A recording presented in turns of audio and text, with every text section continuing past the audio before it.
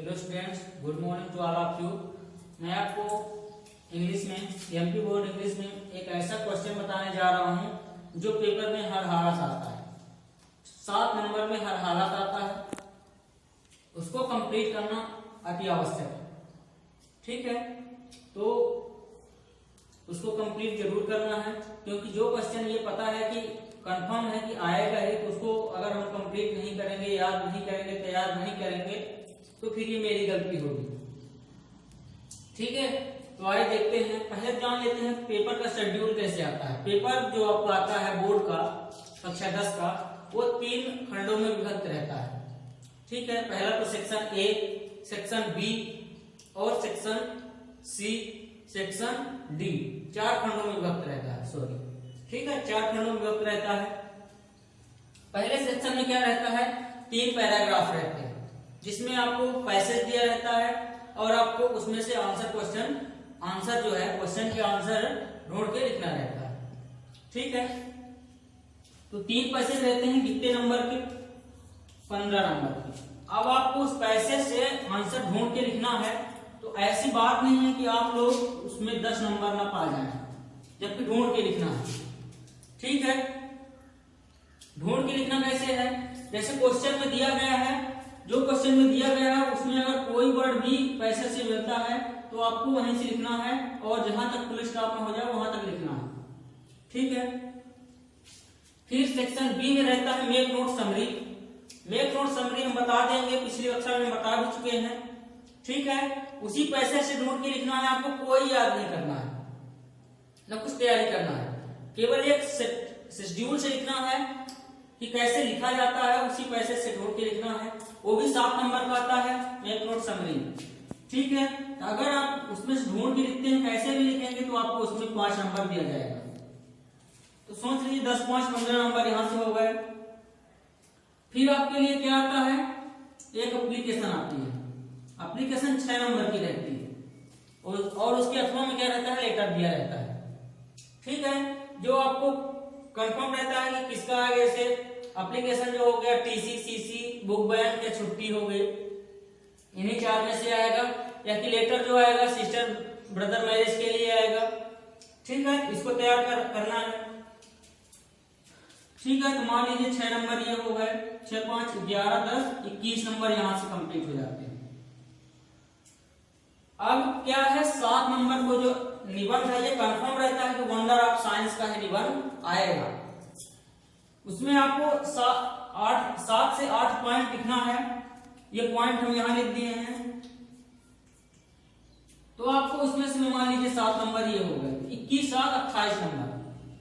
ठीक है, अब सेक्शन सी में रहते हैं ग्रामर, जिसमें 10 खाली स्थान रहते हैं, और 10 खाली स्थान में से विकल्प दिए रहते हैं कि आपको इन दोनों में से भरना है खाली स्थान।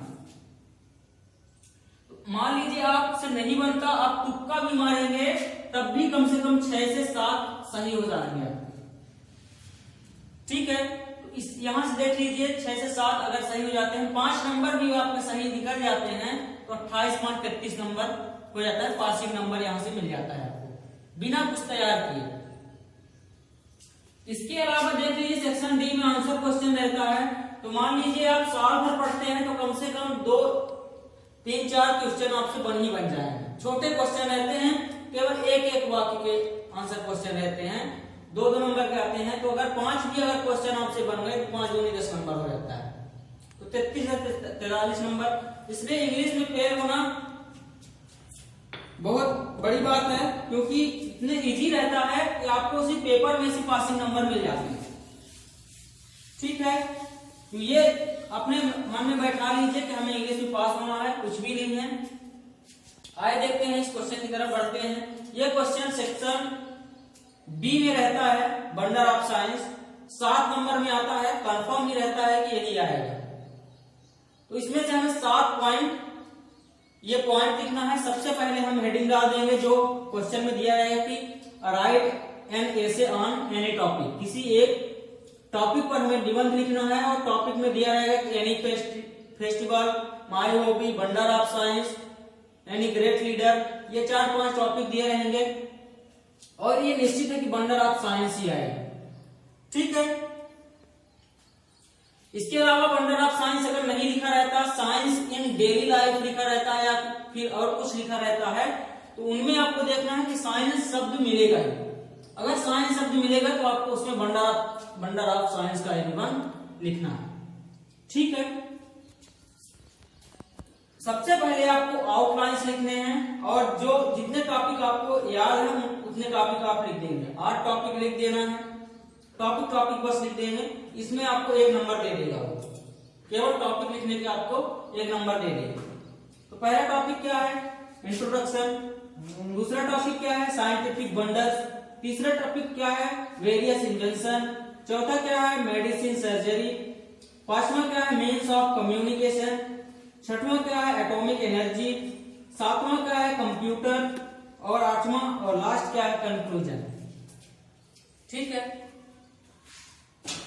ये ध्यान रखिएगा कि शुरू में हमें इंट्रोडक्शन लिखना है, इसको हिंदी में क्या कहते हैं? प्रस्तावना।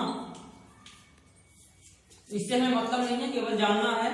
और लास्ट में हमें कंक्लूजन जरूर लिखना है, जिसको क्या बोलते हैं हिंदी में? उपसंहार। ठीक है, तभी आपका निबंध कंप्लीट कहलाएगा। ठीक है, अब हम एक एक टॉपिक का डिटेल देखेंगे।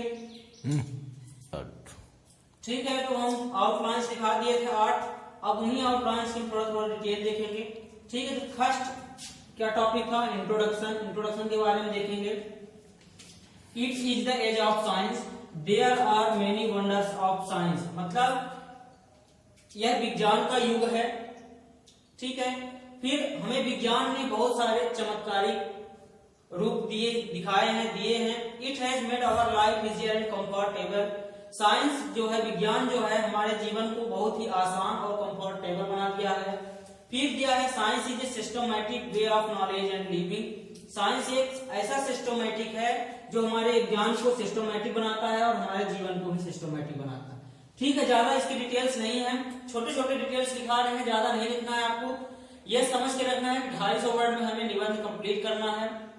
ठीक है, तो ये टॉपिक कंप्लीट होता है। यहाँ से आपको आउटलाइन सबसे पहले लिखना है, इसके बाद जो आप एक्सप्लेन करेंगे टॉपिक को, तो एक एक टॉपिक को लेकर आप एक्सप्लेन करेंगे। ठीक है, तो आज हम एक टॉपिक लिख दिए हैं, इसको विधिवत तरीके से अपने नोट्स में लिख लीजिएगा और इसको याद कर लीजिएगा। ठीक है, थैंक यू। और ये जो निबंध है 8वीं, 9वीं, 10वीं, 11वीं, 12वीं, इन तीनों में ये निश्चित है कि ये निबंध आता है। ठीक है, तो आप लोग इसको याद कर लेंगे तो अगली कक्षाओं के लिए भी लाभदायक होगा। Thank you.